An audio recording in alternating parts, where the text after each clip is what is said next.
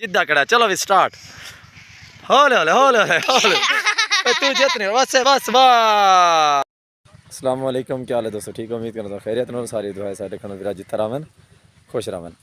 दोस्तों असां खेलते पे हैं मैच क्योंकि स्कूल दी छुट्टियां थी चुकियां ते थोक खेलते हैं कि मैच दे विच जेह्ड़े छोटे बाल हैं पे किवें मैच खेलदे न ते इन्हां दा हल्ला गुल्ला किवें होंदा जेह्ड़ा छुट्टियां दा होंदे वीडियो सा नाल रसो।